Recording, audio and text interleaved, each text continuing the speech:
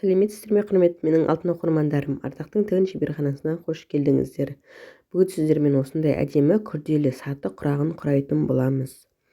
Өте әдемі құрақ. Құрағымызды бастамас бұрын менің арнама тіркеліп, лайк басып, комментария жазып, қоңыраушаны басып кетуді ұмытпаңыздар.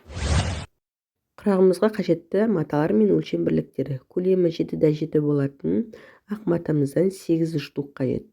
Және де көлемі 7x7 болатын көк матамыздан 8 штук. Сонымен қоса ені 6 сантиметрлік сары лента қажет. Осындай ленталар қажет. Дәл осындай ені 6 сантиметрлік қызыл лентамыз қажет. Осындай ленталар қажет. Сонымен қоса көлемі 6x6 болатын сары және қызылдан бір шаршыдан қажет болады. Сонымен қоса астарға осындай көлемі 45x45 болатын осындай астар қажет болады. Осындай ортасын сызып алдым, астарымызды дайындап. Ендігі кезекте құрағымызды бастаймыз. Ол үшін біздер ең алдымен артық маталарымызды алып қоя тұрамыз. Ленталарымызды алып қоя тұрамыз. Ең алдымен осы ақ және көкті бір-біріне беттестіріп, екеуін барлығын бір-біріне оң жақтарын беттестіріп, осылай екеуін түктерін төмен қаратып беттестіріп тігіп алатын боламыз. Ортасы осылай сызылған, осы сызықтың екі жағынан тігіс түсіріп, ортасын қиып алатын боламыз. Барлығында. Мен барлығын тігіп, қиып алдым. Осылай тігіп, ортасын қиып алдым. Бізде осындай 4 бұрыштылар пайда болды. Ендігі кезекте құрағымызды бастаймыз. Ең алдымен осы тіккен 4 бұрышымызды дәл осылай біріктіреміз бірінші. Осылай біріктіріп тігеміз ең алдымен.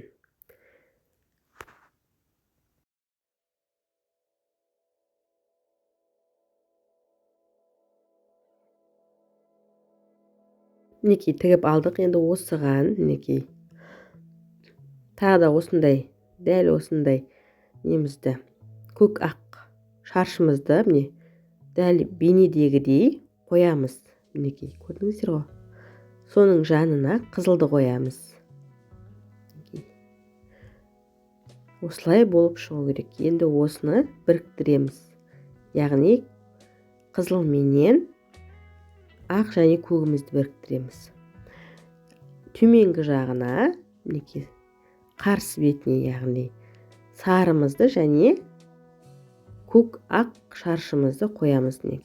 Дәл видеодағыдай осылай тігіп біріктіріп аламыз енді.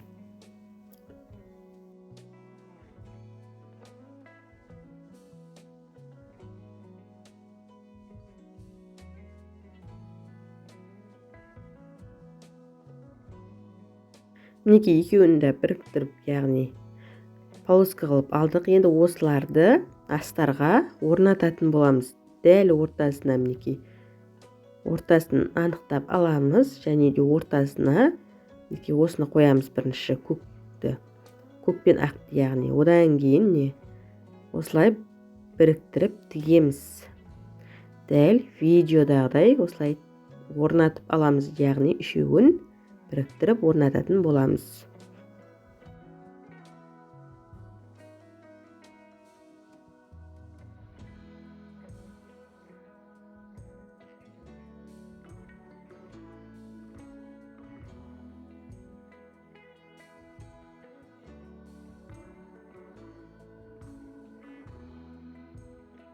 Орнатып алдық. Ендігі кезекте булавкамен осылай түйреп қойсаңыздар болады. Өйткені ашылып кетіп тұр, яғни қайырылып кетіп тұр. Ендігі кезекте көк ақ жартылай осыны алып шаршымызды мінекей шаршымызды алып осылай қоямыз. Яғни көк пен көк, ақ пен ақ жапырақша тәрізді болып шығу қажет. Көрдіңіздер ғой? Қалай орналастырып жатқанын. Осыған қызыл лентамызды тігетін боламыз. Мінекей. Осылай болу керек. Мінекей. Келесі жағда көрдіңіздер ғой? Ақ пен ақ келіп тұр. Бірінші осы қызыл лентамызбен тігіп көрсетемін сіздерге. Ең алдымен осылай біріктіріп аламыз екеуін. Сосын артық жерін қиып алып тастаймыз. Өлшеп. Енді осыған біріктіріп тігеміз.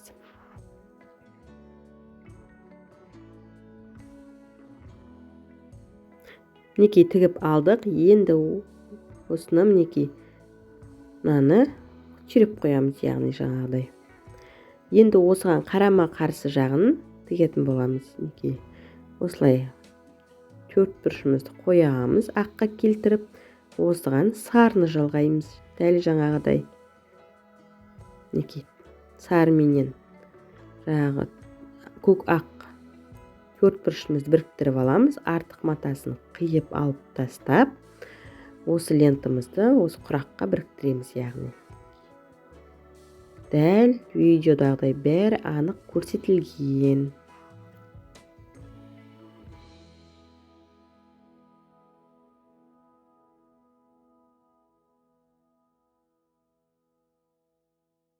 Мінекей, ендігі кезекте келесі қызылды істейміз, яғни. Мінекей, көріп тұрсыздар ғой? Енді қызылды істейміз. Көк жағын қаратып қойдық, қызыл лентамызға біріктіріп, артығын қиып тастап, құрағымызға жалғаймыз. Дәл осылай барлығында тігіп шығамыз. Яғни қызылды тіксе келесі сарысын тігеміз, сарысын тіксе келесі қызылды тігеміз. Сөйтіп қарама қарсы қылып тігіп отырамыз. Дәл видеодағыдай.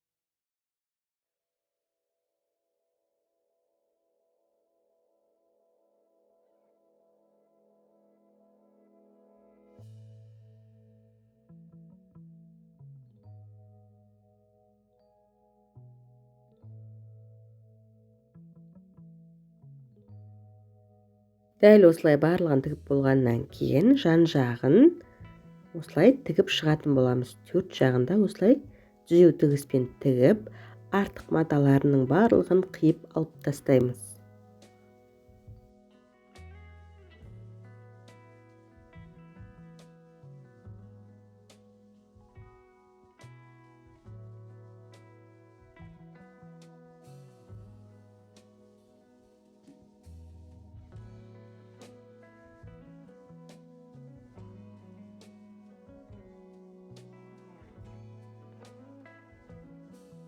Мінекей біздің құрағымыз дайын болды.